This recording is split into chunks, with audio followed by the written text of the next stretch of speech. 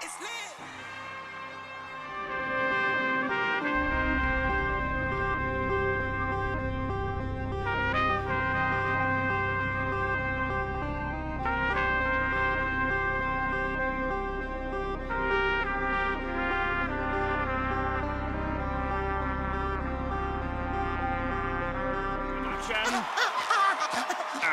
It's lit.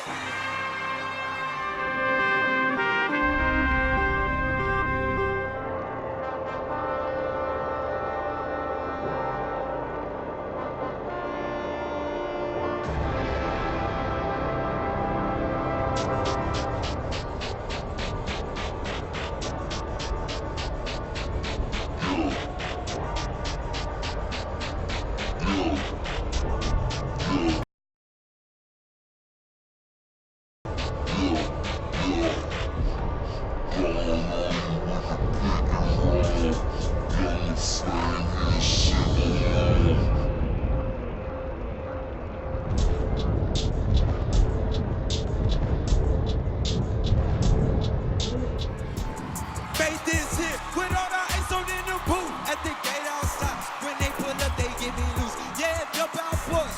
Nike boys.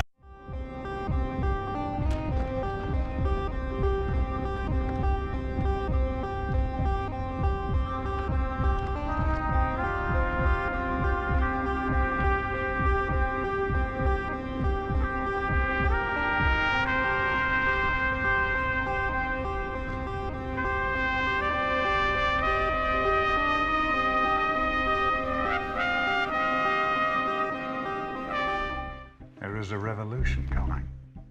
Excuse me? What do you mean? The future is staring back at us like a perfect picture on glass. And this future, it must be protected. What's it got to do with me? Look, What is it? it will change everything. That's why they want to stop it. They will come after you without cease. Because the future belongs to us.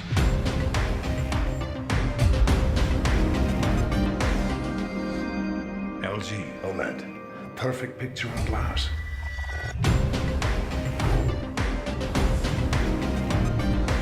Who are you? Oh, come now. I've already told you. The future is staring back at you.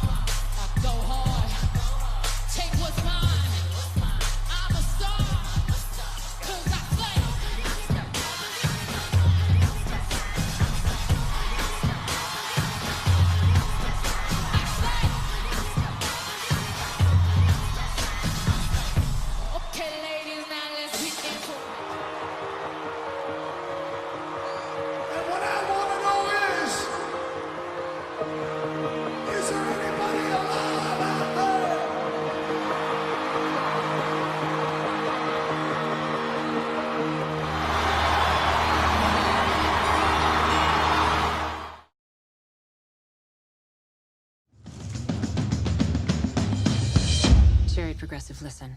Mandelbrot set is in motion. Echo Choir has been breached.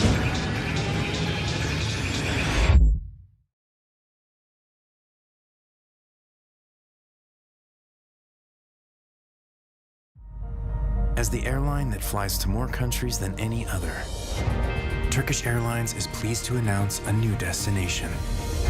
Metropolis.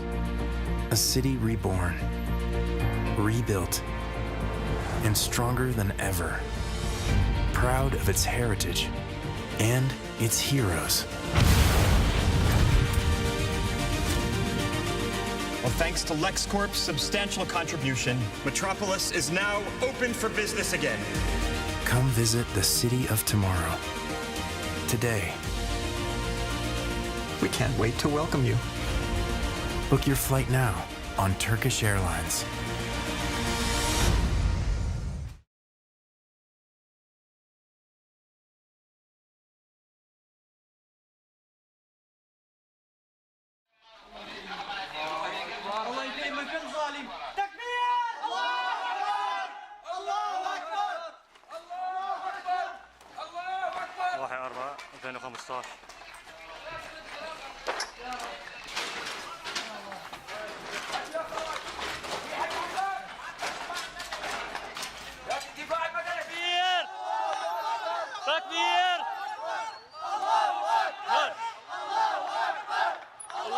تقوم بإجلاء جثث العصابات الأسدية والميليشيات. هذه الجثث العصابات الأسدية.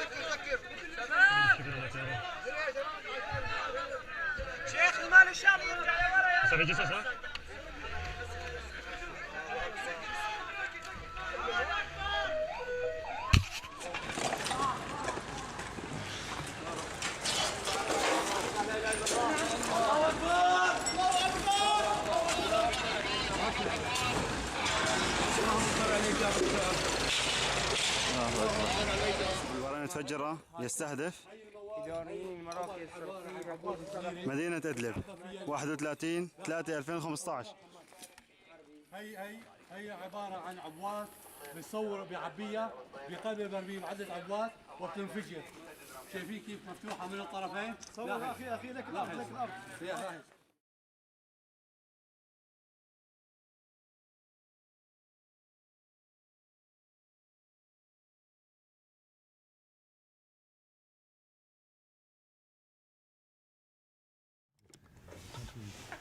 Okay, let's see if I can figure out how to set this up here. I think that's it. Who cares? Our nation is on the brink of yet another conflict in the Middle East, this time in Syria. The roots of the current upheaval in Syria lie in sectarian divisions, Sunnis versus Alawites. For decades, the nation has been ruled by the Assad family, first Hafez, and now his son, Bashar. Their government is made up primarily of members of Syria's Alawite religious minority. They ruled ruthlessly over the country's Sunni Muslim majority, using their extensive security and still existent Russian military support to maintain tight control. That is, until 2.5 years ago. A loose coalition of Sunni Islamist insurgents rose up against the Assad regime, creating pockets of resistance throughout the country and brought the battle to the nation's capital, Damascus. Most recently, reports came in that a chemical weapons attack by the Assad government killed nearly 1,400 Syrian civilians. This brutal action by the Syrian government on its own citizens crossed President Obama's red line. And now he has asked Congress for the ability to make tactical military strikes in Syria. The American people await their decision.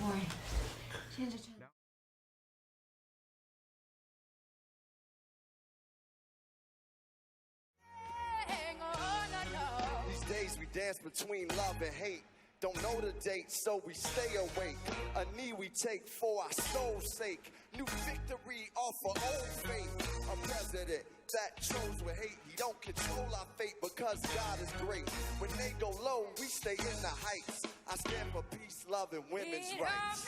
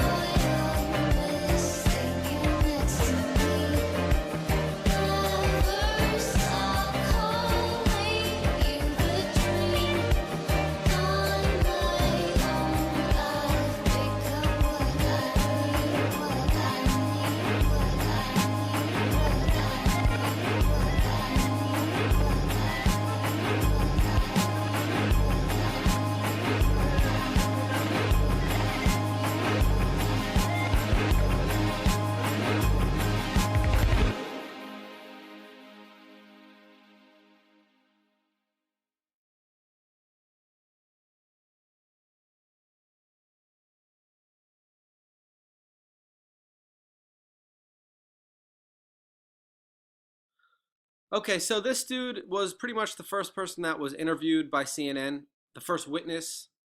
He said this. And he had a bullet sticking out, and the bullet, I kid you not, was this big, half in his leg, half sticking out. So he said there was a bullet half sticking out of somebody's leg that was this big. And I've looked online, things, you know, it's not impossible. Things like that happen.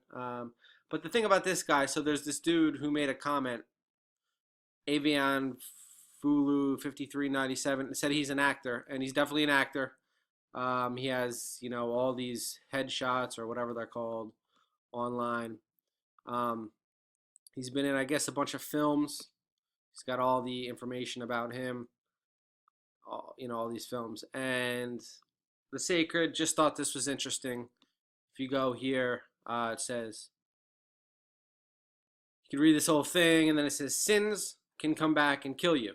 And obviously this was that gay club. They got the, you know, the LGBT thing going right now, and obviously homosexuality is a quote-unquote sin, so just thought that was interesting. But not saying he's acting, but he is an actor, and he was the first witness that I saw, and I've been watching this since early this morning, you know. He's pretty much the first witness that I've seen that they talk to. So what's this guy's name? Louis Bourbano is an actor. Have a great day.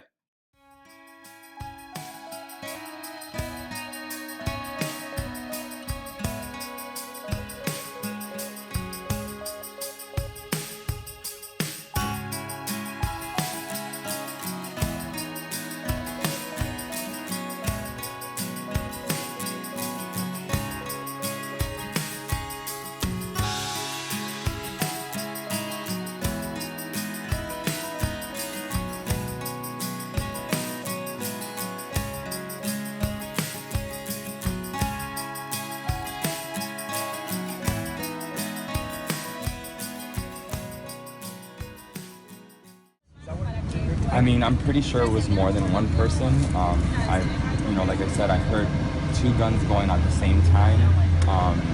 You know, and it was very, very, very crazy placed.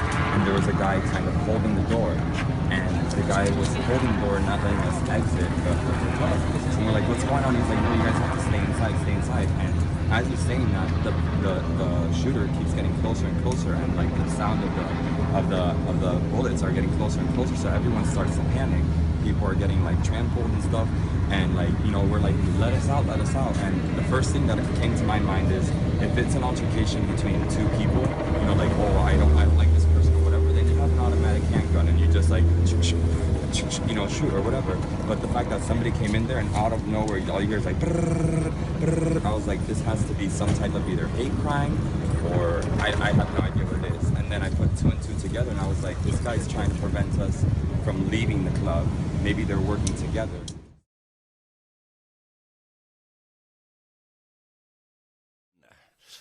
Okay, so it's time to put the nail now in the coffin of this Orlando shooting hoax, yeah?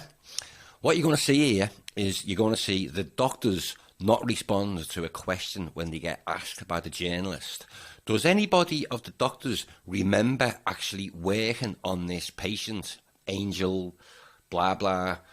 And look at the reaction of the doctors. None of the doctors can actually admit to working on this guy. And then what you've got is, you've got some girl who steps in from the back and goes, oh, I remember working on, oh, I remember. And listen to what she says, right? It's complete fucking bullshit. She's purely making up this story off the top of her head.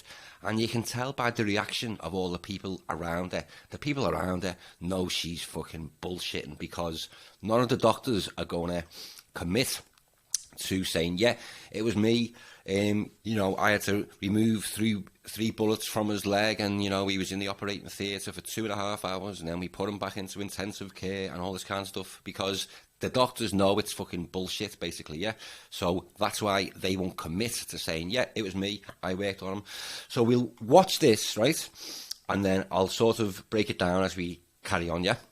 What are the doctors? Right here, the orange. Do any of you remember treating Angel that night, and now seeing him? How do you feel?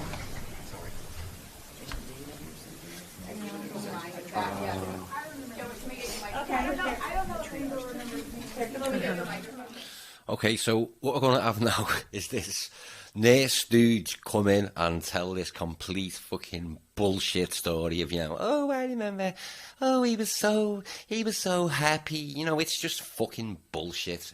Anyway, right, what I'm going to do is I just want to play that back again in slow motion without the sound, right? And then just watch the reactions of the doctors and all the people on the stage. So I'll play it back in slow motion and pay attention to the slight reactions of the people, yeah? Okay? You remember treating Angel? Okay, so watch for the reaction now on the doctors and watch for the reaction on the people on the stage. Now, you'd think that these doctors who were sitting next to this guy who's supposedly been shot would remember fucking operating on him. Do you know what I'm saying? I'm sorry to swear, guys, but it's ridiculous. It's ridiculous. Of course they would remember operating on this guy who they're sitting next to, but none of them are prepared to commit. But then what you've got is that somebody on the stage has realised, shit, we better fucking answer this question. Then this stooge near steps in and goes, oh, I remember. Yes, I'm not sure if Angel remembers me. But look at the reaction of all the people all around. Look, they're all turning towards her. And now this girl has got to come up with some complete fucking bullshit story to convince the media that this guy actually got operated on. Look at all the smiley faces. Yeah, go on, girl. Yeah, go on. You tell the story. Yeah, look, oh, happy, smiley. Okay, so I'll cut it now, right? And then listen to what she says. It's the biggest load of bullshit. It makes no sense, and she's not even sure if Angel can remember her.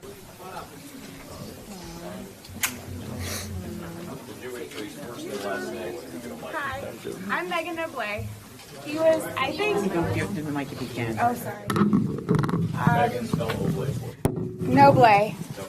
N-O-B-L-E-T. I think, Angel, you were my second patient because I got the call at 3 a.m. and I came right in and he was very brave. He was very brave. Fuck off.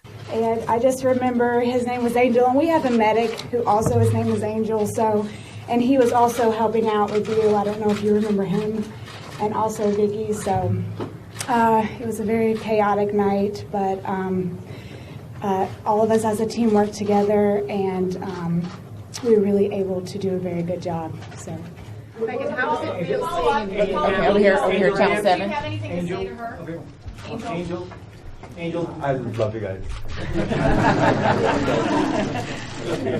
Go ahead, Angel, Channel 7.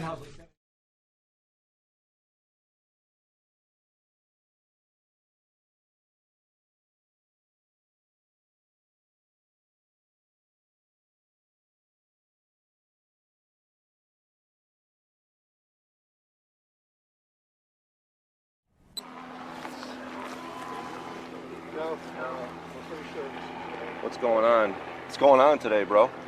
The demons, man. Demons? Voices. Yeah, no problem. Voices. Voices and demons? Where's the voices? What the fuck? Where the fuck am I? Holy shit. What happened? Shut up. Just be quiet, man. Shut up. Huh? Yeah.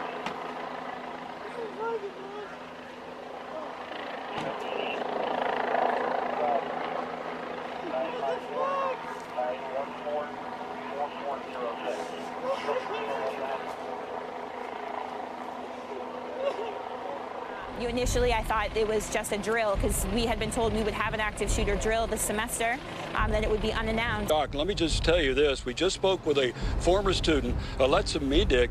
She actually walked down the hall with the accused shooter, Nicholas Cruz, after she heard shots fired. She said, hey, Nicholas, this is what she told me on camera. We will have it for our 10 o'clock show. She said, hey, I just heard shots fired. I'm surprised it wasn't you. Just kidding, like that. He had this reaction, what? And then they parted ways. She said, I heard more shots after that. She thinks there was a second shooter. As I was going down the stairs, I heard a couple shots fired. Everyone was freaking out, saying that it was a gun. And as we were walking, the whole class together, I actually was speaking to the suspect, Nicholas Cruz. And as I was speaking to him, he seemed very, I don't know what the word I want to say is, but he was trouble in middle school, so I kind of joked to him about it and said, I'm surprised you weren't the one who did it. And he just gave me a huh. So that's really what happened. You were walking down the hall, he had already fired at that time. Yes, sir, with him. Weren't you scared? In the moment I wasn't, because there was obviously definitely another shooter involved. But Oh, you think he was not the only one? no, definitely not. Why do you say that? Because when shots were fired, I saw him after the fact. So, and the shots were coming from the other part of the building. So there definitely had to be two shooters involved, I believe. The kids to go outside so they could start shooting up. So they started shooting from the first floor up, because there's only two exits in the freshman building, so everybody started running to the other exits, but that's when the other shooter started coming up. I had a friend who I think she said she was walking with the girl in the previous video who said there were multiple shooters.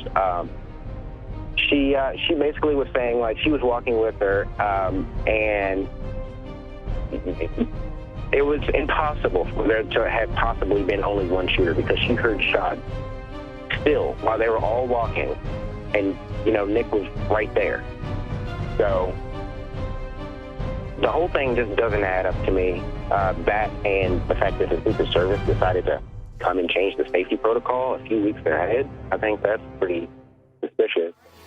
Is a senior at Marjorie Stoneman Douglas High School. He says Wednesday he was on the other side of the school next to the garden when the fire drill started. He says at first everyone lined up outside as normal, but then they were pushed further away toward the fence near a local middle school. And he says that's when he saw Nicholas Cruz walk right by him.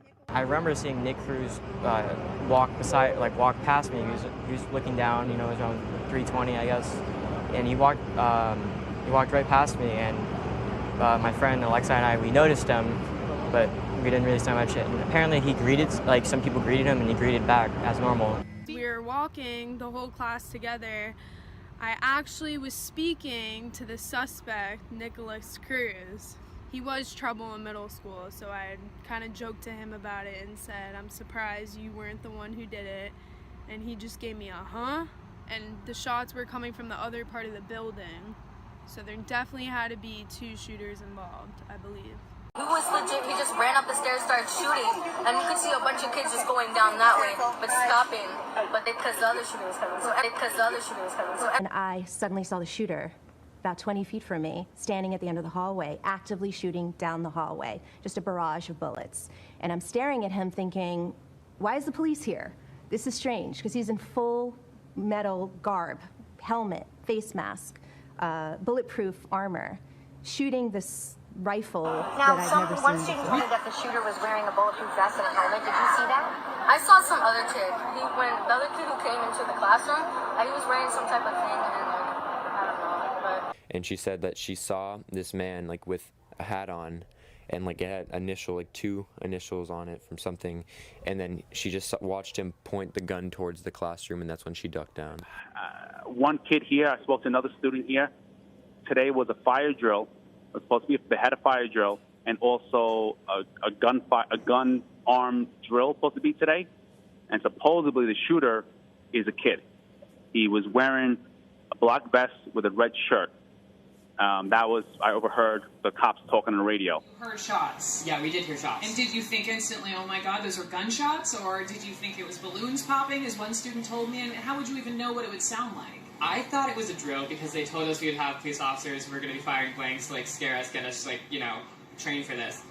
Some students telling me they thought this was a drill, that there had been a fire alarm earlier in the day, and that they had been told a few weeks ago that there would be an active shooter drill. Because they told us that they were going to have fake you know, and have people being taken away and like have them scream or whatever. So I was like it must be like in a fake. school drill? Like, Yeah, is that like a drill? For people to understand, we never had a single code red drill at our school. I heard a We didn't. That's coach talk about, boy, we really drilled on this code red this year. No, we talked about it. A drill and a talk are two different things, and the media needs to realize that. I mean, this is the type of situation that we just had a training about this, you know, not maybe like 6 weeks ago.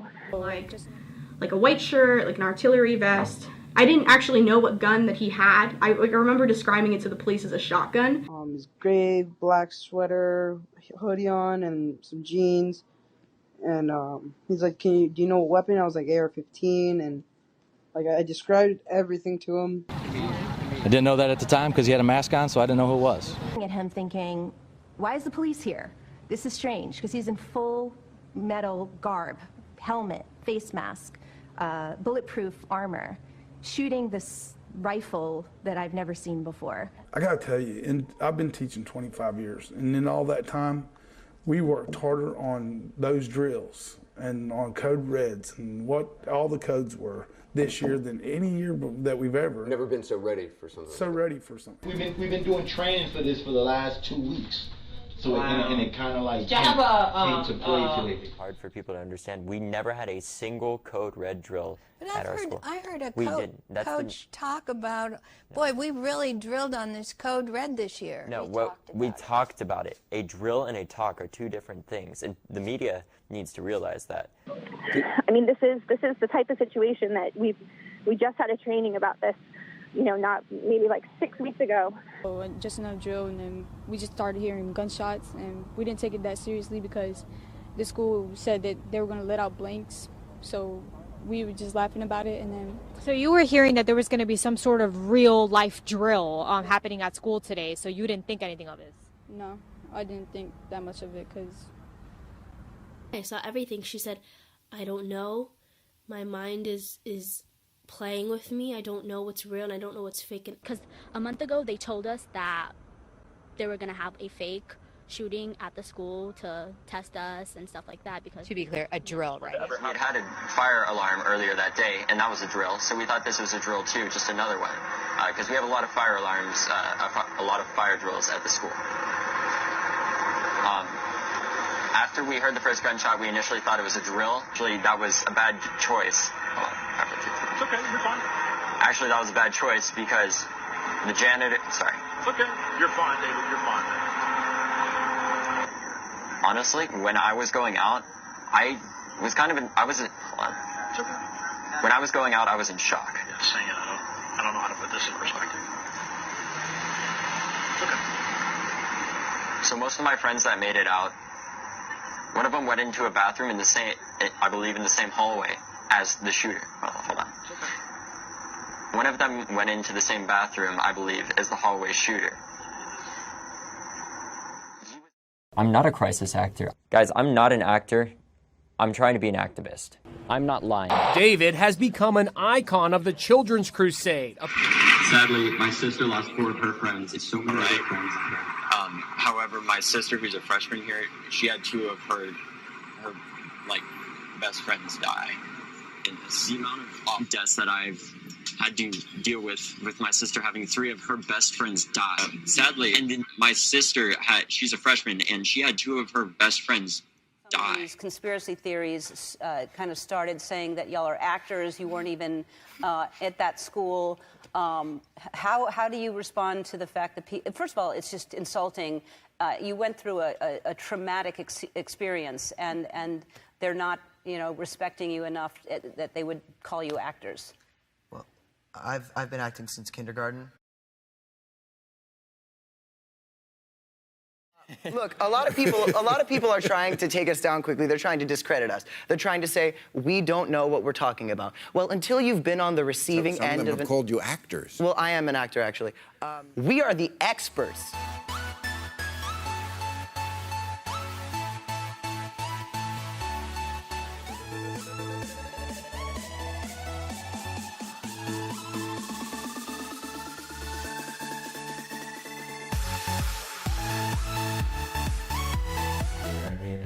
we all bleed the same blood and we have to come together. I'm a weakling. Jamie, what is it like being a Jew?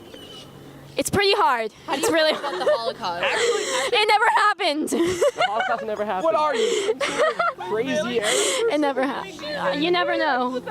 I can choose my religion, Aaron. I'm Matt, what religion are you again? I'm Pastafarian. Every Friday's a holiday. Pastafarians. We worship the giant flying spaghetti monster. Satan! And Satan. I'm a Giants jersey tomorrow. I'm Satan. Kelly, hail Satan. Life, she is Satan. It's really not an alternate life. It's right here, right now. Matthew Deitch, how are you? Oh, I'm good. I feel very neon. Exactly. And We swag. have to be the ones to do this. Why do we have to speak out to the Capitol? Why do we have to march on Washington just to save innocent lives? Brian Deitch, he joins me now along with Samantha Grady. Samantha was actually shot during this massacre. She was also at the town hall last night. Guys, thank you very much. Samantha, you were shot. Can you tell us how you're doing and what your injuries were? Doing well. My injury, I was shot twice. I was grazed in my back and a bullet ricocheted into my chest. Then there's fragments there and whatnot. First, I want to know how you're feeling. I know you did get some bullet wounds. And Are you okay, honey? I'm okay. Thank you. You know, sometimes you put anything in front of you that you can to try to protect yourself. And we were reading that your friends suggested to you just get a book, hold up a book. Yeah. Did you my tell friend, me about that? Yeah, she was. She was the one who pushed me, and we were running. Like we were already situated in the. By the bookshelf, and she's like, grab a book. So I took a book. It was a tiny book, but I took a book and I held it up, and I believe maybe the book kind of deterred some of the bullets. Last time we lined up around 12 or so yellow pages, and we used an AR-15 5.56 round, and it went through all of them, and I didn't have enough yellow pages on me then, so I went back and brought more. So now we have 24 of them lined up. I really hope it doesn't go to 24 because I didn't bring any more.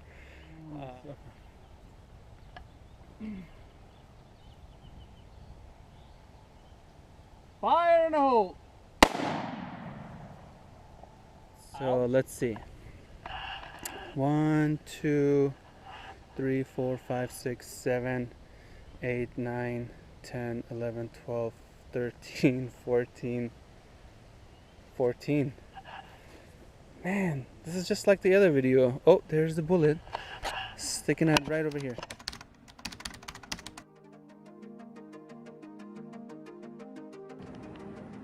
The suspect then took the west stairwell to the second floor and shot one victim in room 1234 on the second floor. He then took the stairs to the second floor on the west side of the building and allegedly shot a victim in another classroom. Crews went up the west side stairwell to the second floor, shooting one person in classroom 1234. The suspect then took the west stairwell to the second floor and shot one victim in room 1234 on the second floor.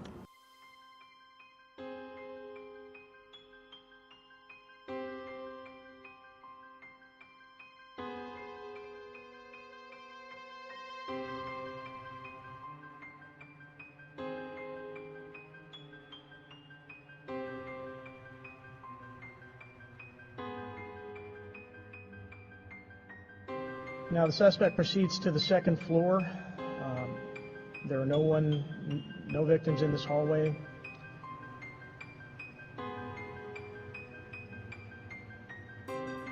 If we could pause here. As the suspect continues in an eastward direction down this hallway, he does fire into two classrooms on the second floor. However, no victims are struck by gunfire. He could have saved everybody on that sixth floor, not only my kid, but the others on that sixth floor. The suspect is on the second floor and then proceeds fairly rapidly through the second floor. There are no victims there. We believe that of all the students that are there, they're sheltered in place. It appears that they can possibly hear the rounds on the floor below. All the fatalities were on the first floor and third floor. No fatalities on the second floor.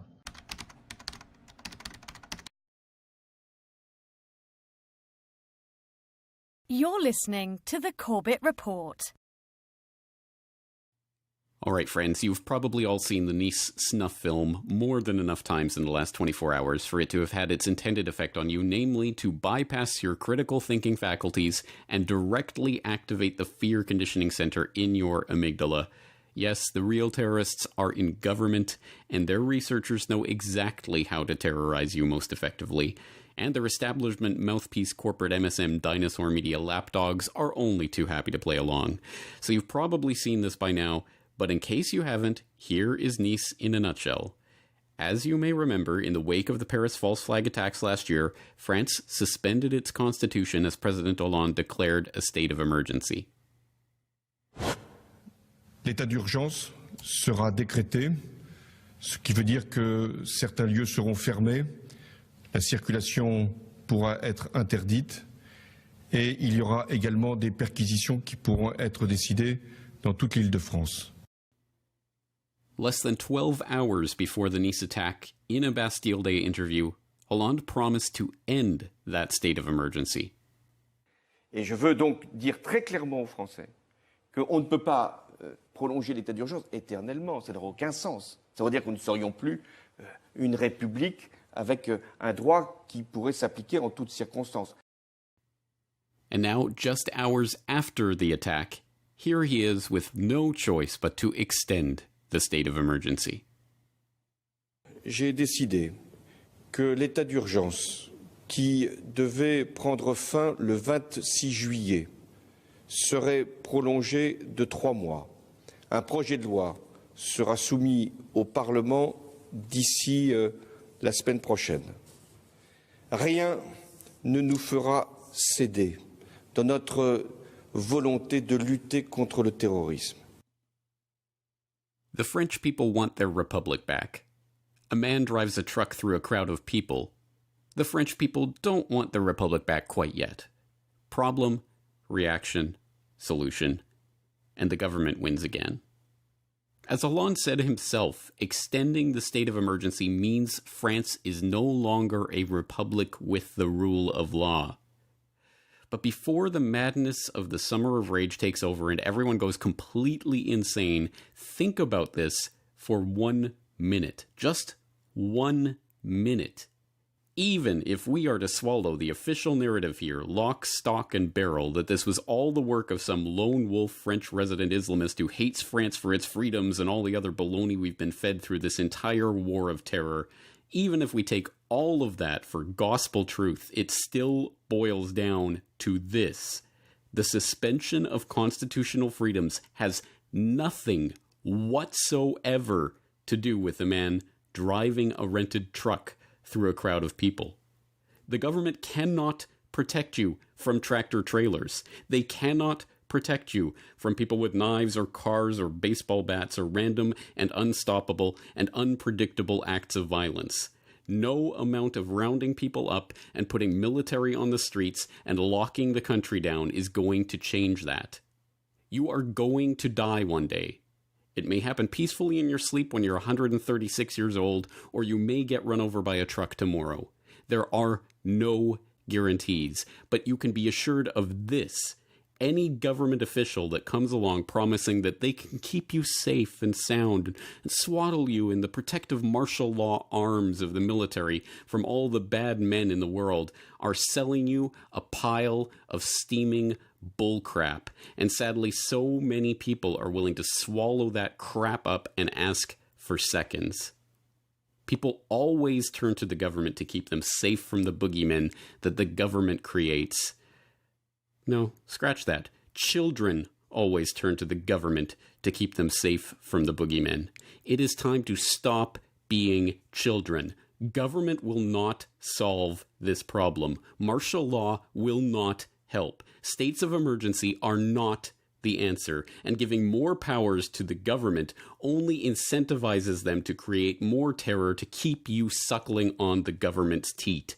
Stop suckling. Those who have studied history Know that nothing invigorates and empowers an authoritarian regime more than a spectacular act of violence, some sudden and senseless loss of life that allows the autocrat to stand on the smoking rubble and identify himself as the hero. It's at moments like this that the public, still in shock from the horror of the tragedy that has just unfolded before them, can be led into the most ruthless despotism that now bears the mantle of security. Acts of terror and violence never benefit the average man or woman. They only ever benefit those in positions of power.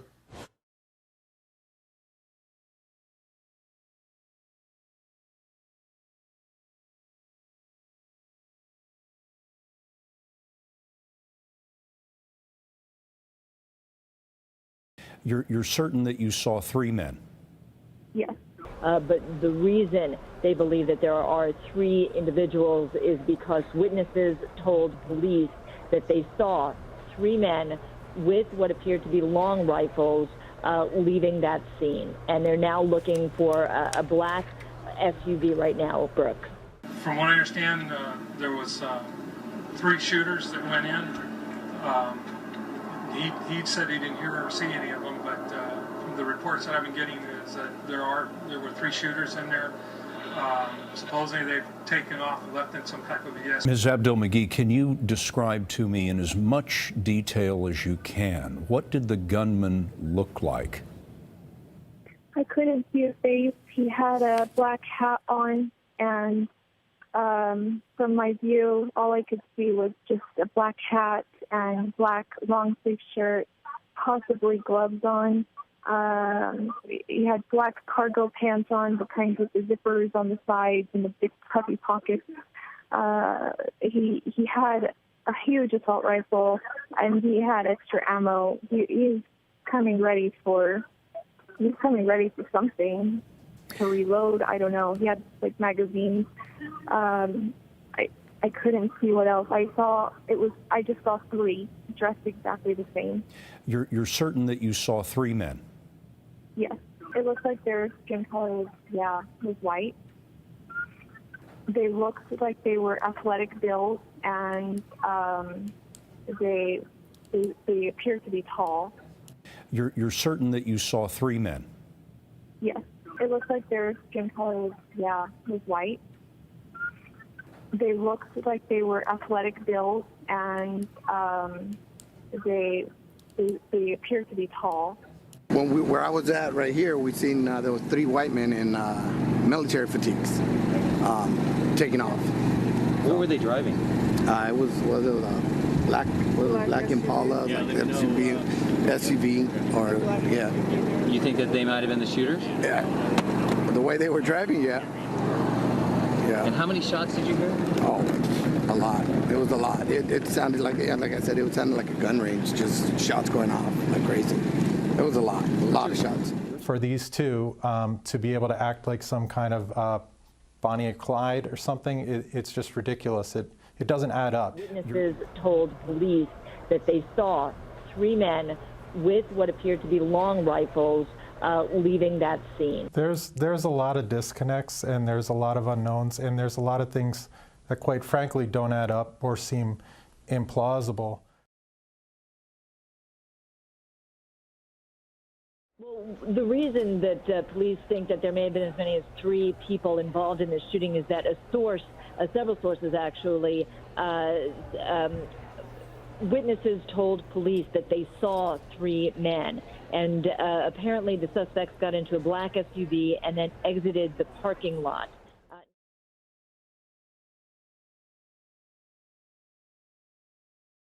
Angeles now, where 12 people have reportedly been killed and 20 more injured after shots rang out this afternoon in San Bernardino, California. RT's Brigida Santos is standing by live in our LA studio.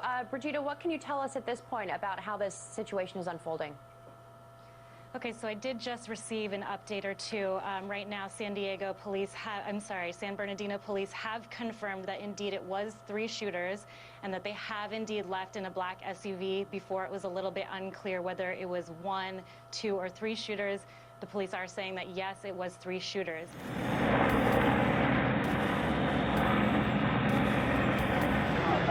Luego ya, cuando ya íbamos a pagar, Miré cuando entraron unos hombres con pistolas disparando a toda la gente. ¿Eran varias personas?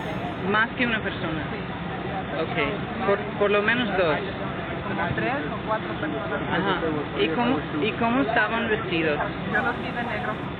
Okay, so you saw more than one person dressed in black shooting inside the Walmart. ¿Andaban ya uniformados como policías o...? No les vi la cara, solamente les vi aquí para abajo, pero traían...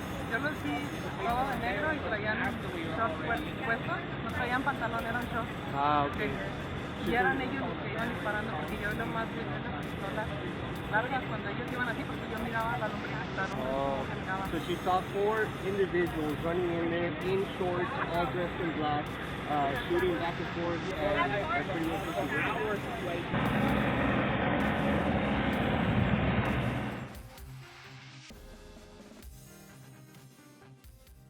You and pop into our affiliate right there. I believe it's KTSM. They have a live reporter on the scene. Here behind me, and just moments ago, the police did send out another alert telling us that this is still an active scene and that they have reports that it is a multiple shooter situation. Now, we can confirm that 18 people were shot inside of the Walmart. Now, the extent of their injuries are unknown, but we did speak to someone who was inside the JCPenney at the Cielo Vista Mall when everything was happening. They were evacuated. They say SWAT entered the mall. Now, they are still being held, and were told by police they would not be able to leave anytime soon. And here on the ground, you can see this is extremely active. Vehicles driving in and out, people being evacuated from the area here. Now, multiple streets are blocked off in this area. I would advise to stay away from the Cielo Vista Mall area so that you do not have to come near this area today. Stay as far away as you can. Like I said, the El Paso Police Department did say that this is a multiple shooter active situation still, and that they are advising city and county residents to take shelter and especially stay clear of this area. We'll go ahead and keep you updated as more information becomes available. Reporting live in East El Paso, Shelby Cap, KTSM 9 News. It is all appeared to be contained to the Walmart area, where there are 18 casualties confirmed. Again, police saying this is still an active situation. They are searching for possible multiple shooters in that area. You can see those people leaving the mall there right now. We have another reporter on the scene right now. Let's go ahead and send things over to Susie Castillo. She is live in the Cielo Vista area. Susie.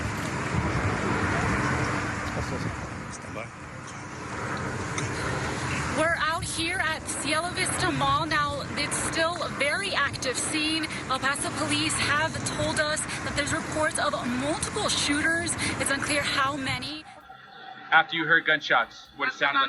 After my mom saw the people and she said they're actually shooting. And then that's Can you speak a little louder? When my mom said that she actually heard the shooting, that's when my mom, and she saw the 3 men running, that's when she told us to drop to the floor. And then you just started heading back. Started heading to the emergency. So you heard multiple, you guys heard multiple shooters? Yes. Okay. Muchas gracias. Sorry you guys had to go through this. Thank you for telling us the story. Gracias. Gracias. Thanks for sharing your story. Thanks, man. You were inside the Walmart. Can you describe to me what happened? So we were on the clothesman, and we just thought it was something hitting the floor or the wall, and that's when my mom's like, no, it is actually shooting, and she saw 3 men running in, and they were all dressed in black, and that's when my mom said, drop down, go down to the floor. And after that, I just grabbed my mom and my little brother by the hand, and I just took them outside to the crack. Did you guys see anyone shot, wounded? No, we just saw my mom saw the 3 men running. Were they holding guns? They were holding. So she saw them actually shooting the guns. How are you feeling right now? Panicking, scared. But your family's all safe. Yeah, my family's safe. The only thing I have heard is that there are multiple shooters, and that's all that I've heard. Okay, so you're getting all these unconfirmed reports, at least from your sources, saying that there may have been some assault-style weapons used in this shooting today. There may have been some casualties and injuries. Of course, we haven't confirmed those numbers as yet. And police were actually told there were the police of El Paso. And you've also said that there are reports of multiple shooters taking place at the time. This has got to be troubling for you to hear that. Well, it, of course, it's very troubling. I mean, the fact that it's multiple shooters conjures up all kinds of possible scenarios, whether it was people who actually consciously planned it. making a quick video. Oh, by the way, it's August 4th, 2019. A quick video because someone is saying that I'm lying about there being multiple shooters at the El Paso, Texas Walmart yesterday. Now, I was watching the whole thing as it was going down in real time on Twitter and on YouTube, and someone had a police scanner that they were using to go live on YouTube. And there were 2 arrests made, according to the police, during the live stuff that I was watching. What happened to the second person they arrested, I have no idea. Regardless of that, you already know there are witnesses that saw 3 to 4 men dressed in black with guns. Okay, you don't want to believe that? Here, this is a CBS News retweet that the El Paso Police Department tweeted out. I'm going to show you. The El Paso Police Department tweeted out yesterday, "Scene is still active. We have multiple reports of multiple shooters." Okay? Now, if you don't understand what that means, I can't help you. Thanks for watching. Police say they have reports of multiple shooters at the scene near the Cielo Vista Mall in El Paso. They added that the scene is still active and urged people to avoid the area. Scene is still active. We have reports of multiple shooters. Please avoid area police conducting search of a very large area. Media staging will be given when area is secure, the department wrote.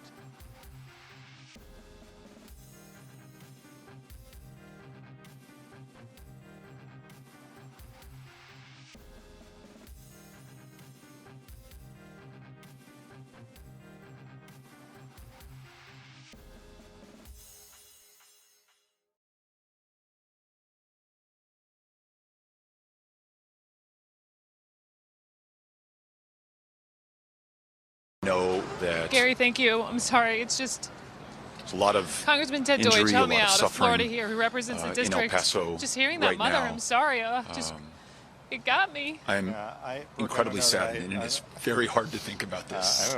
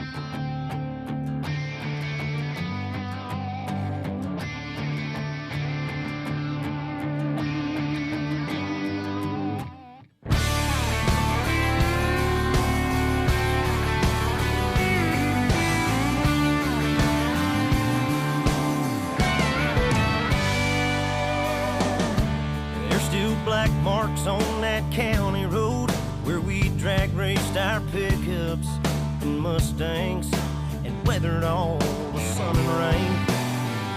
And to this day up on that overpass, even underneath the new paint, you can still see, Allie, will you marry me? I'll take a ride and look around, and there ain't no doubt. It sure left its mark on us. We sure left our mark on it. We let the world know we were here with everything we did. We laid a lot of memories down like tattoos on this town.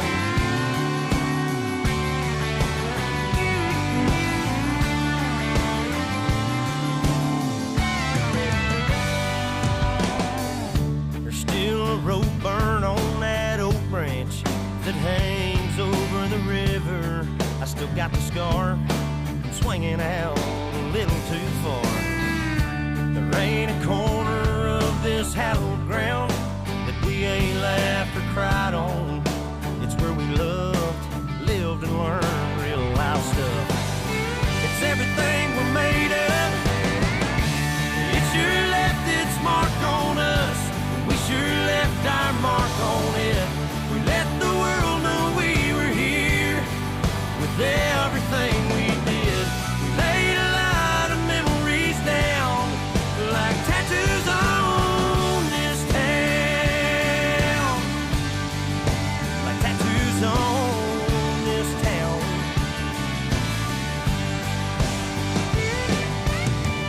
Everywhere there we are, it hits me right in my heart. It sure left its mark on us. We sure left our mark on it. We let the world know we were here with everything we did. We laid a lot of memories down, and we'll always be hanging around like tattoos on this town. Like tattoos on this town.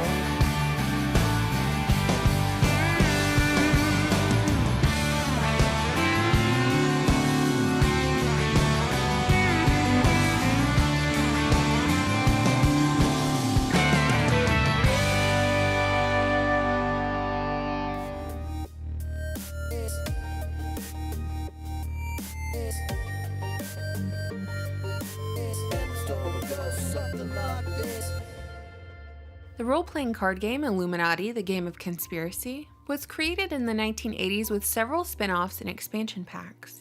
The objective of the game was for players to take on the roles of shadowy puppet masters, with the mission of unleashing as much chaos in the world in order to achieve global domination. Whether that be through false flag attacks on their own people, using biological weapons on the population, manipulating the weather, or rewriting history. In addition to a tabletop game, a trading card game was released in 1995, entitled Illuminati, New World Order.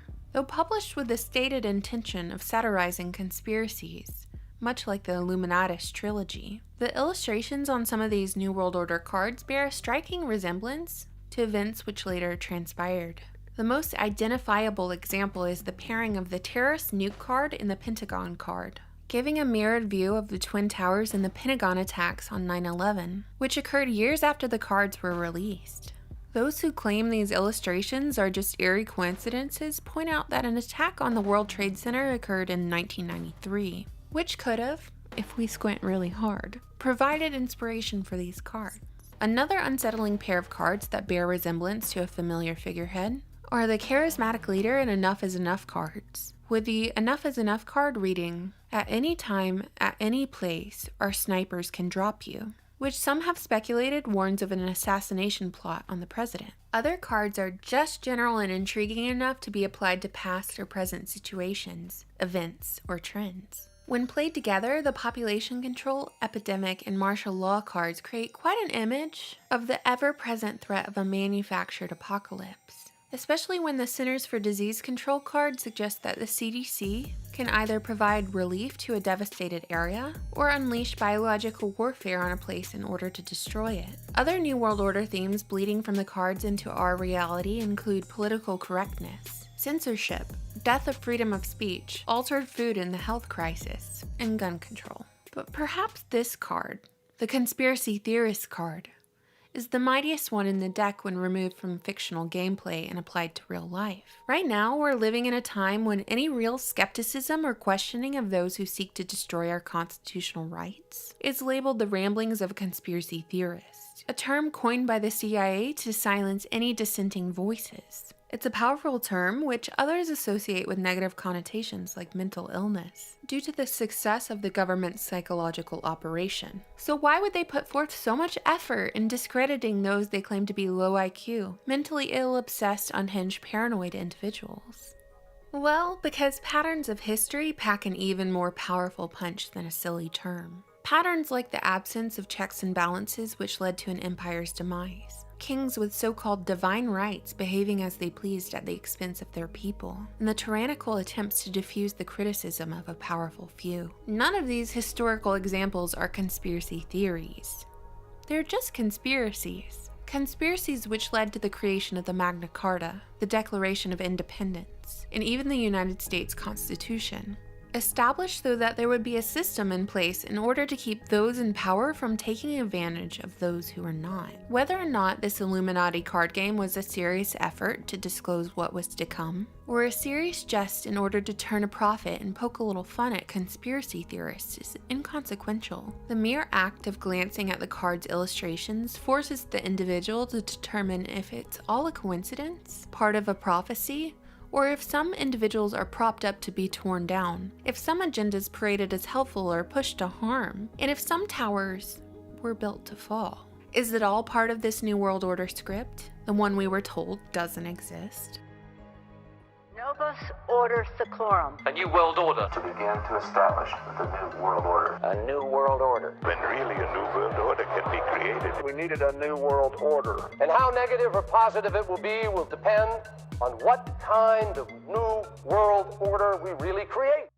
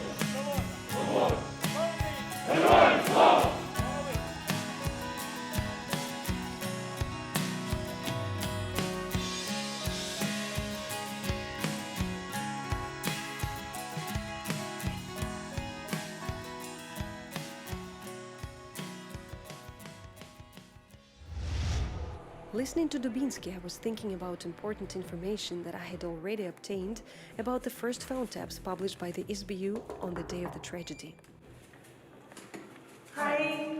Hi, Akash. Hi. Diana. Hi. I'm Maurice. In Malaysia, we found certified audio experts who prepare reports for court cases. They verified the authenticity of the phone taps for us.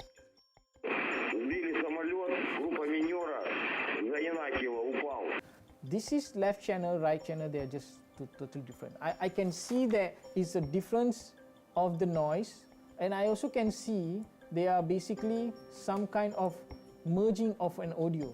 This is edited. Yes, it's edited. That's clear. Yes. How is it clear? So look at the noise level, right? The noise level is different from this audio track. If you see this audio track, the noise level at this area, they are different.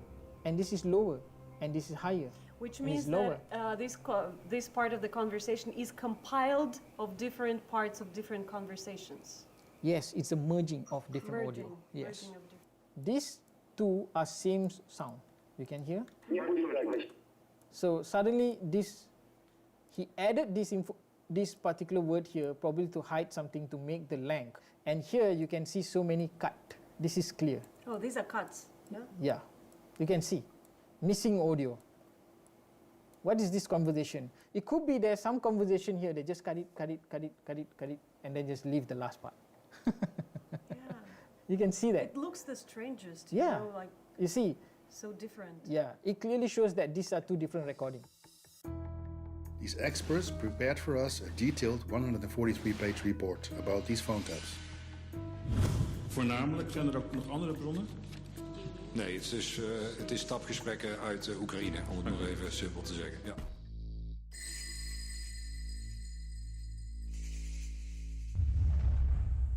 They never allowed us to be involved from the very beginning. This is unfair and unusual. So we can see that they are not really looking at the causes of the crash and who was responsible, but already they have decided that it must be Russia. So we cannot accept that kind of attitude. We are interested in the rule of law, in justice for everyone, irrespective of who is involved.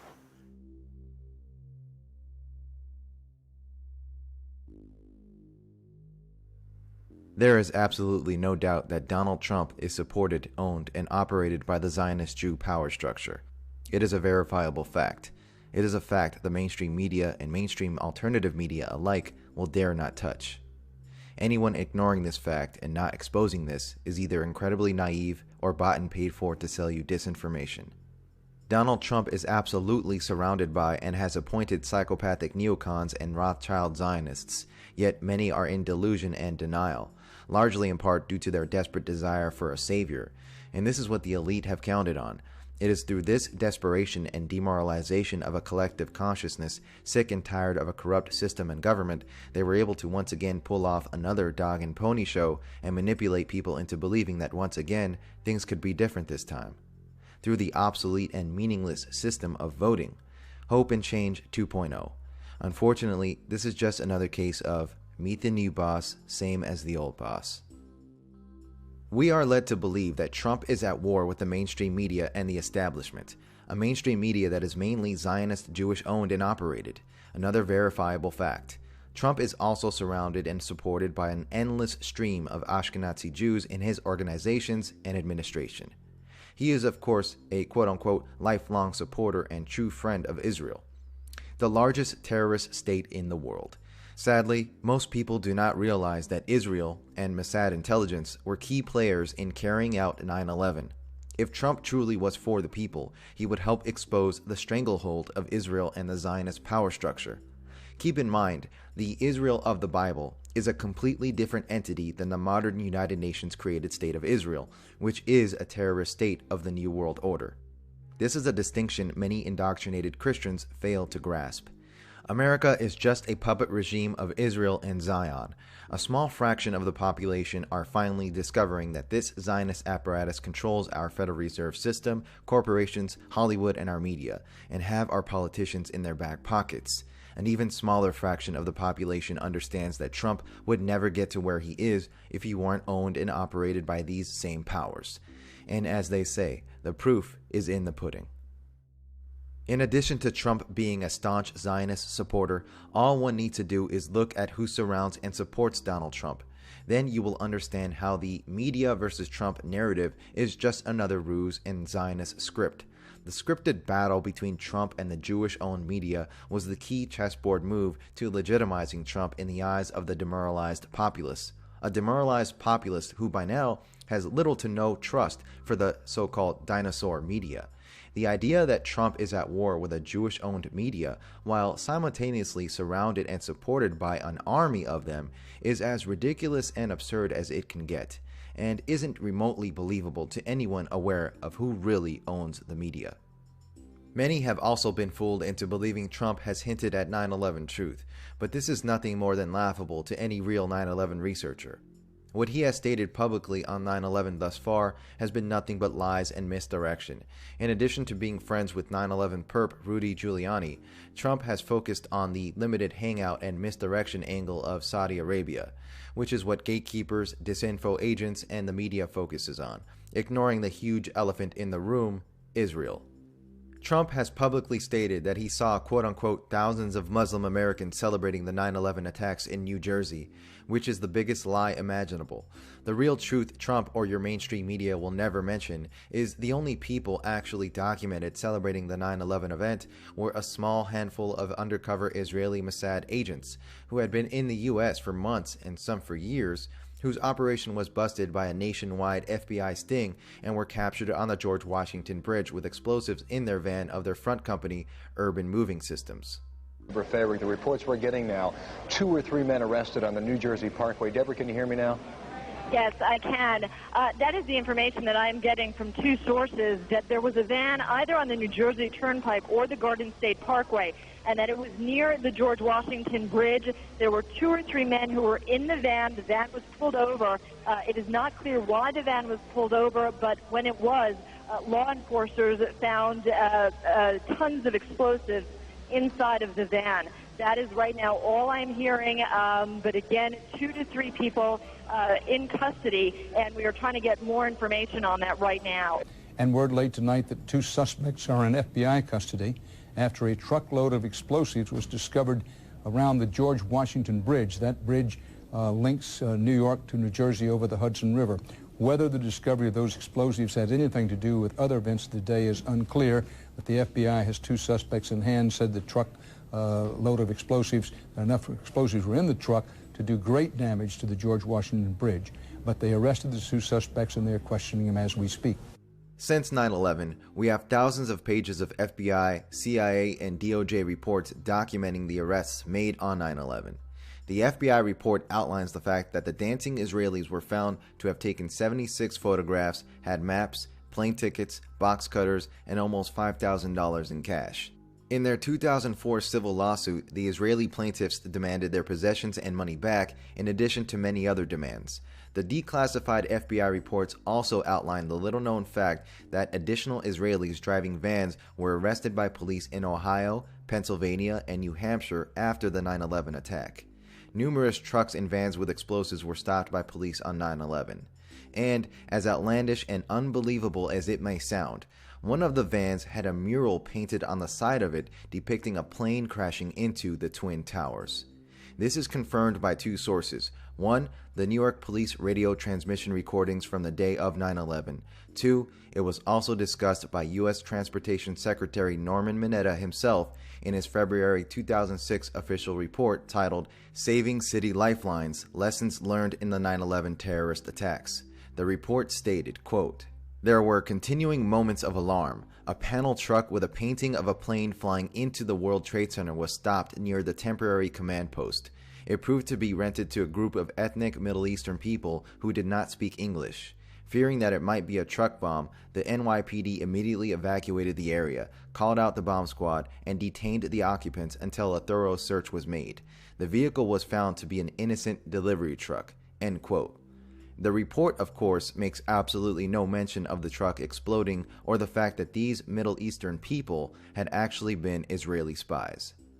Spencer, I got a message on that plane. It's a big truck with a mural painted of an airplane diving into New York City and exploding. I don't know what's in the truck. The truck is in between 6th and 7th on King Street. All right, 10-4, I'll send the issue in the bomb squad there for Westgate. The bird? With a mural painted airplane diving into New York, blowing up. 2 men got out of the truck, ran away from it. We got those 2 under. That's good. Are you holding those 2 guys, Kate? I've got so many questions, but you are vindicated. This has got to be the 50th time the last 6 months on the radical Muslims celebrating, not just in New Jersey, but New York, Palestine, all over. What do you have to say? They're still attacking you, though we've got Dan Rather on video, we've got New York Post, we've got Washington Post, we've got, I mean, what's going on here? On the radical Muslims celebrating, not just in New Jersey, but New York, Palestine, all over. What do you have to say? They're still attacking you, though we've got Dan Rather on video, we've got New York Post, we've got Washington Post, we've got, I mean, what's going on here? Well, I took a lot of heat, and I was very strong on it.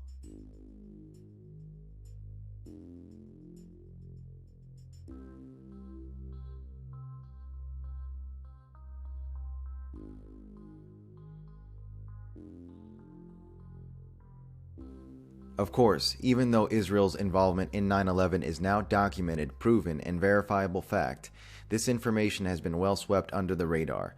Most Americans will never realize what took place regarding the many Israeli spies arrested and detained on 9/11, only to be later released and sent back to Israel. This information will never be mentioned or covered by the mainstream media, let alone Donald Trump, and that is because he is obviously in bed with Israel and the Mossad.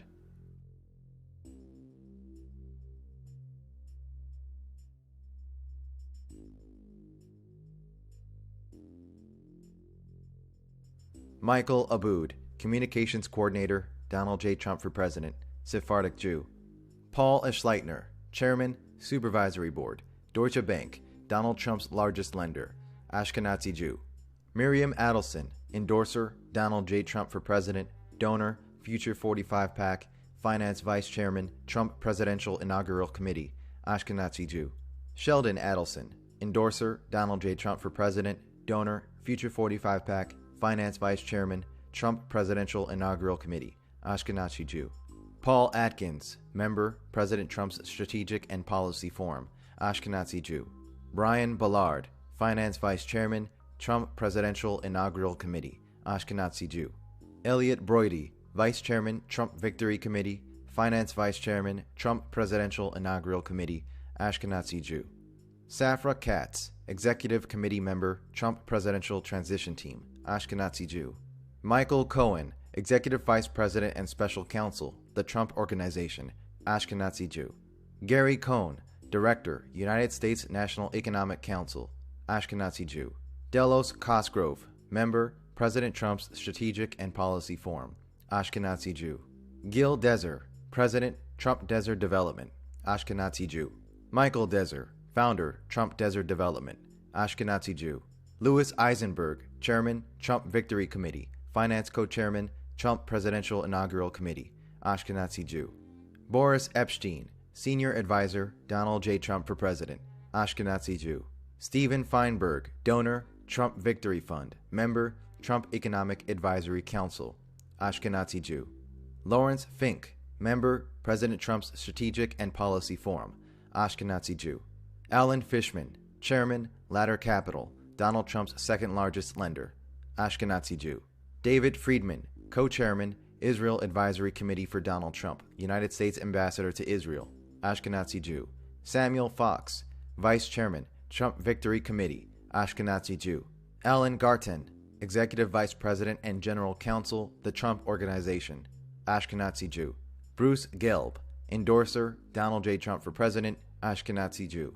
Michael Glassner, Deputy Campaign Manager and National Political Director, Donald J. Trump for President, Special Advisor for Operations, Trump Presidential Transition Team, Ashkenazi Jew. Lawrence Glick, Executive Vice President of Strategic Development, the Trump Organization, Ashkenazi Jew. Jason Greenblatt, Executive Vice President and Chief Legal Officer, the Trump Organization, Co-Chairman, Israel Advisory Committee for Donald J. Trump, President Trump's Special Representative for International Negotiations, Ashkenazi Jew. Vincent Harris, Former Digital Strategy Manager, Donald J. Trump for President, Ashkenazi Jew. Thomas Hicks, Sr., Finance Vice Chairman, Trump Presidential Inaugural Committee, Ashkenazi Jew. Carl Icahn, Endorser, Donald J. Trump for President, Special Advisor to the President for Regulatory Reform, Ashkenazi Jew. Gail Icahn, Finance Vice Chairman, Trump Presidential Inaugural Committee, Ashkenazi Jew. Robert Eager, Member, President Trump's Strategic and Policy Forum, Ashkenazi Jew. Travis Kalanick, Member, President Trump's Strategic and Policy Forum, Ashkenazi Jew. Peter Calico, Donor, Trump Victory Fund, Ashkenazi Jew. Daniel Kowalski, Deputy Policy Director, Donald J. Trump for President, Member, Trump Economic Advisory Council, Ashkenazi Jew. Charles Kushner, Endorser, Donald J. Trump for President, Donor, Make America Great Again PAC, Ashkenazi Jew. Jared Kushner, Senior Advisor, Donald J. Trump for President, Executive Committee Member, Trump Presidential Transition Team, Ashkenazi Jew. Yael Kushner, Ivanka Trump, Executive Vice President, the Trump Organization, Senior Advisor, Donald J. Trump for President, Executive Committee Member, Trump Presidential Transition Team, Orthodox Jewish convert. Bennett LeBeau, Donor, Trump Victory Fund, Ashkenazi Jew. Richard Lesser, Member, President Trump's Strategic and Policy Forum, Ashkenazi Jew. Ronald Lieberman, Executive Vice President of Management and Development, the Trump Organization, Ashkenazi Jew. Howard Lorber, Donor, Trump Victory Fund, Member, Trump Economic Advisory Council, Ashkenazi Jew. David Malpass, member, Trump Economic Advisory Council, Ashkenazi Jew. Douglas Manchester, donor, Make America Great Again PAC, Ashkenazi Jew. Bernard Marcus, endorser, Donald J. Trump for President, donor, Rebuilding America Now PAC, donor, Make America #1 PAC, Ashkenazi Jew. Rebecca Mercer, donor, Make America #1 PAC, executive committee member, Trump Presidential Transition Team, Ashkenazi Jew. Robert Mercer, donor, Make America #1 PAC, Ashkenazi Jew. Amanda Miller, Vice President of Marketing, the Trump Organization, Ashkenazi Jew. Eli Miller, Chief Operating Officer, Donald J. Trump for President, Ashkenazi Jew. Jason Miller, Senior Communications Advisor, Donald J. Trump for President, Communications Director, Trump Presidential Transition Team, Communications Director and Assistant to the President, the White House, Ashkenazi Jew. Stephen Miller, National Policy Director, Donald J. Trump for President, National Policy Director, Trump Presidential Transition Team, Senior Advisor to the President for Policy, the White House, Ashkenazi Jew. Stephen Mnuchin, donor, Trump Victory Fund, member, Trump Economic Advisory Council, National Finance Chairman, Donald J. Trump for President, Executive Committee member, Trump Presidential Transition Team, Secretary, United States Department of Treasury, Ashkenazi Jew. Elon Musk, member, President Trump's Strategic and Policy Forum, Ashkenazi Jew. Samuel Nunberg, former policy advisor, Donald J. Trump for President, Ashkenazi Jew. David Orwitz, Senior Vice President of Acquisitions and Development, the Trump Organization, Ashkenazi Jew. Jeffrey Palmer, donor, Rebuilding America Now PAC, Ashkenazi Jew. John Paulson, donor, Trump Victory Fund, member, Trump Economic Advisory Council, Ashkenazi Jew. Laura Perlmutter, donor, Trump Victory Fund, Finance Vice Chairman, Trump Presidential Inaugural Committee, Ashkenazi Jew. Andrew Puzder, Secretary, United States Department of Labor, Ashkenazi Jew. Stuart Rauer, endorser, Donald J. Trump for President, Ashkenazi Jew. Richard Roberts, Vice Chairman, Israel Advisory Committee for Donald Trump, Ashkenazi Jew. George Ross, Executive Vice President and Senior Counsel, the Trump Organization, Ashkenazi Jew. Wilbur Ross Jr., billionaire investor and former Senior Managing Director of Rothschilds Incorporated for 25 years, Secretary of Commerce, donor, Trump Victory Fund, member, Trump Economic Advisory Council, Secretary, United States Department of Commerce, Ashkenazi Jew. Stephen Roth, donor, Trump Victory Fund, member, Trump Economic Advisory Council, Ashkenazi Jew. Keith Schiller, Director of Security, the Trump Organization, Ashkenazi Jew. Stephen Schwartzman, Chairman, President Trump's Strategic and Policy Forum, Ashkenazi Jew.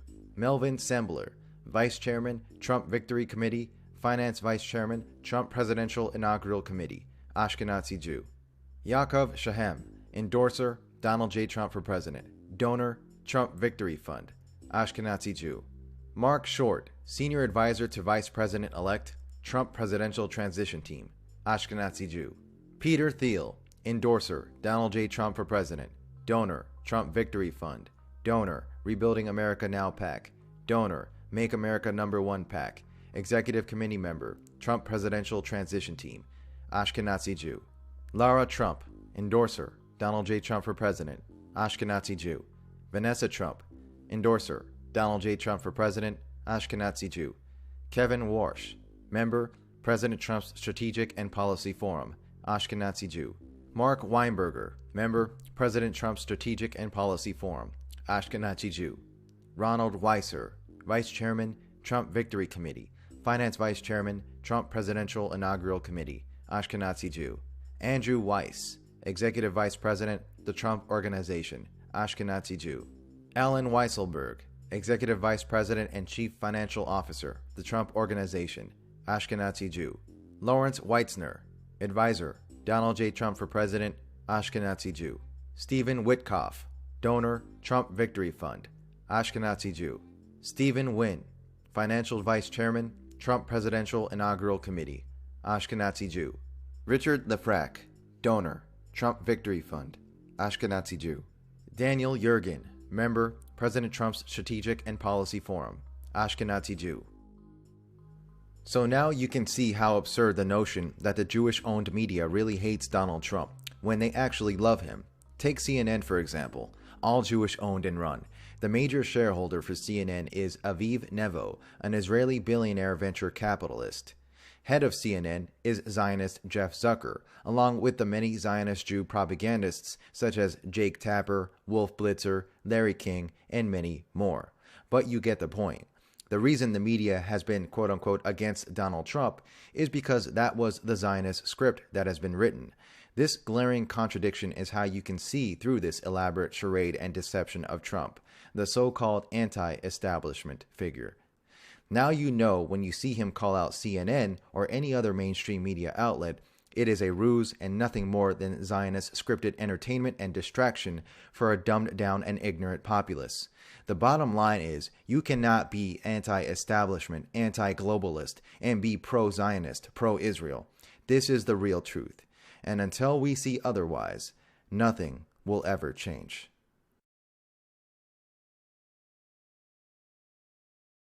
It is time to drain the swamp in Washington, D.C.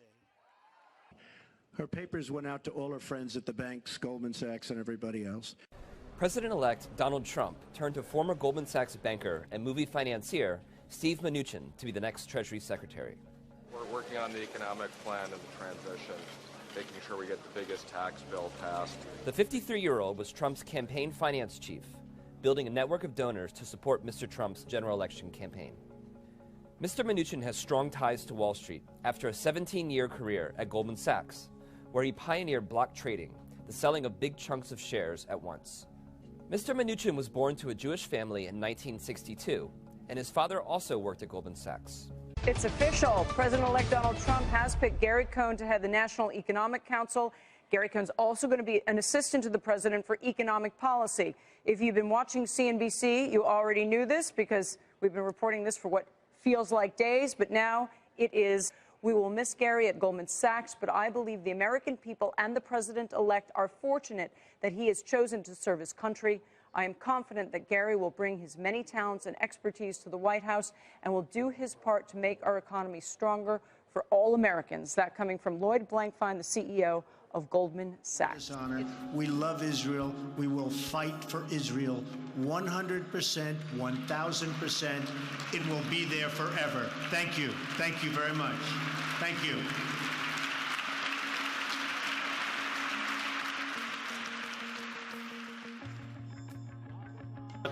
When I become president, the days of treating Israel like a second-class citizen will end on day one. But when the United States stands with Israel, the chances of peace really rise and rises exponentially. That's what will happen when Donald Trump is president of the United States. And we will send a clear signal that there is no daylight between America and our most reliable ally, the State of Israel. I love the people in this room. I love Israel. I love Israel. I've been with Israel so long in terms of I've received some of my greatest honors from Israel. My father before me, incredible. So I want to thank you very much. This has been a truly great honor. Thank you, everybody. Thank you. Thank you very much. I want to just put this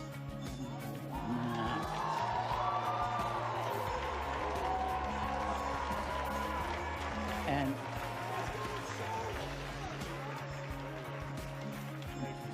this is the Jewish Heritage Study Bible. In Palestinian society, the heroes are those who murder Jews. I'm a newcomer to politics, but not to backing the Jewish state. I will meet with Prime Minister Netanyahu immediately. I have known him for many years and will be able to work closely together to help bring stability and peace to Israel and to the entire region. We will move the American embassy to the eternal capital of the Jewish people, Jerusalem.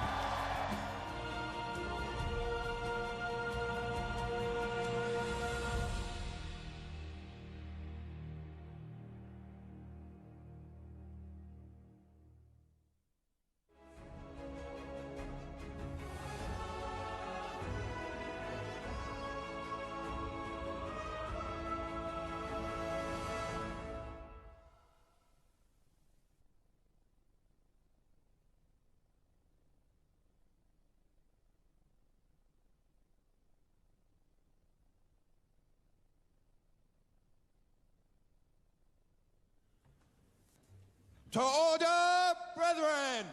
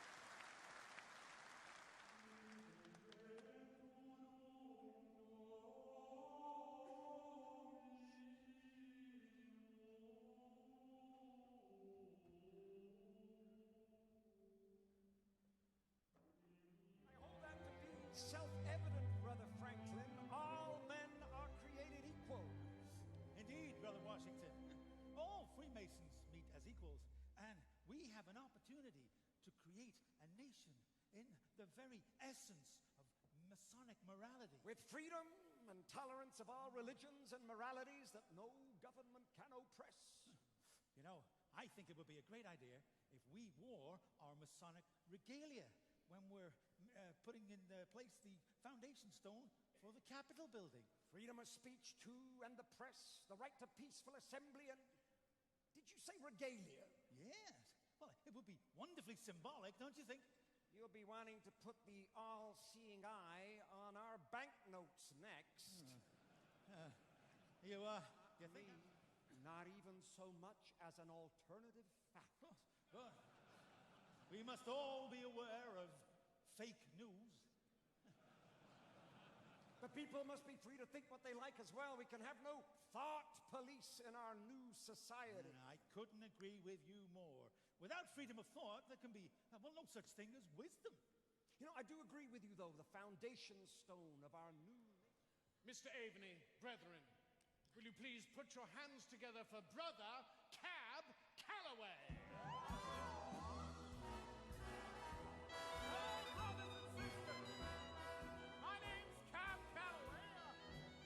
I'm going to introduce you to my three lovely ladies, Faith, Hope, and Charity.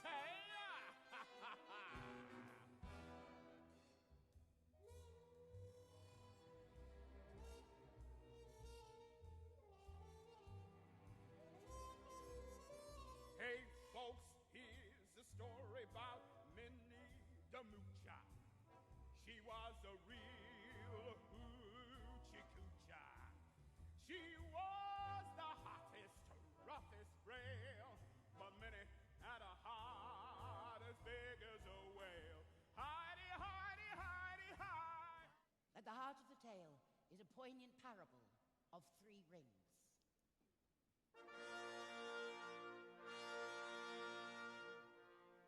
Long ago, in the Orient, there lived a man who possessed a ring of inestimable worth. It had an opal, which emitted 100 colors, but its true gift was its ability to make its wearer beloved of God and man. The ring passed from father to most favored son for many generations, until finally its owner was a father with 3 sons, who were all equally deserving.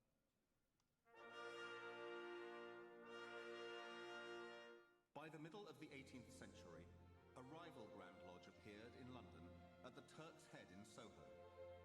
Its original members were Irish and Scottish Masons, younger, more bohemian, more artisan, less formal than the premier Grand Lodge.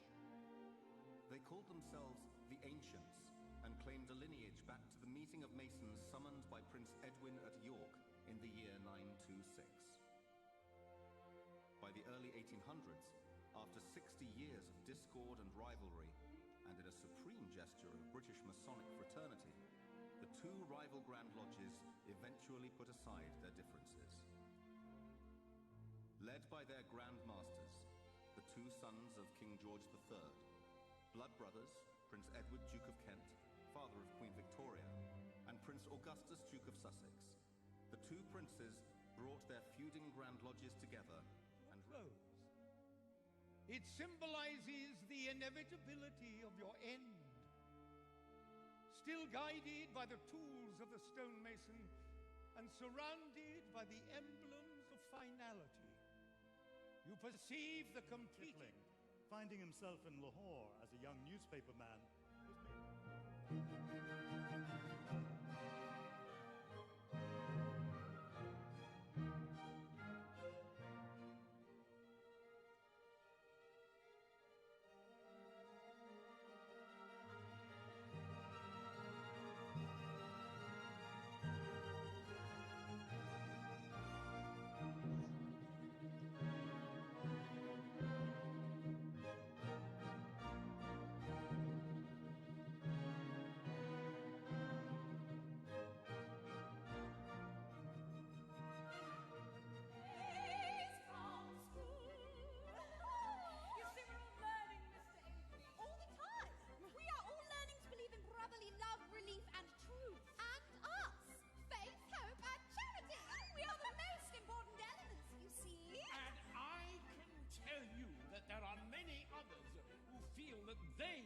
terrible blight of war has ripped societies apart, Freemasons have served their countries and communities with distinction, while continuing to draw hope and inspiration from the craft. Around the world, Freemasons have always been encouraged to think of the needs of their fellow creatures. In World War I, Freemasons were honored with over 100 of the 628 Victoria Crosses.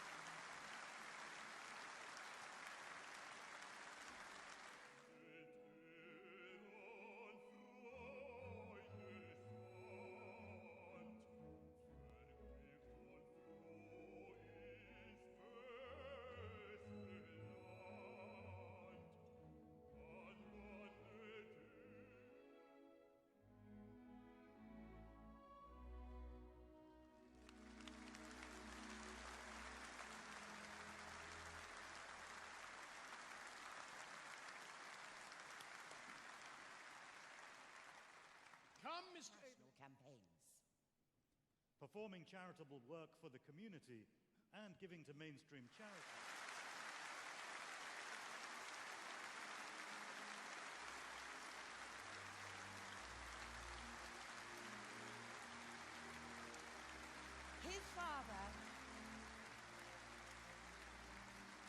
His father was Grand Master from 1939 to 1942. And in 1963, His Royal Highness was proposed into Freemasonry by the then Grand Master, the Earl of Scarborough. He was initiated into Royal Alpha Lodge number 16 on Monday, the 16th of December, 1963, and served as its master from 1965 to 1966. Having served a year as Senior Grand Warden, in 1967, he was elected the 10th Grand Master of the United Grand Lodge of England and the 57th Grand Master of English Freemasonry since Anthony Sayer first took the chair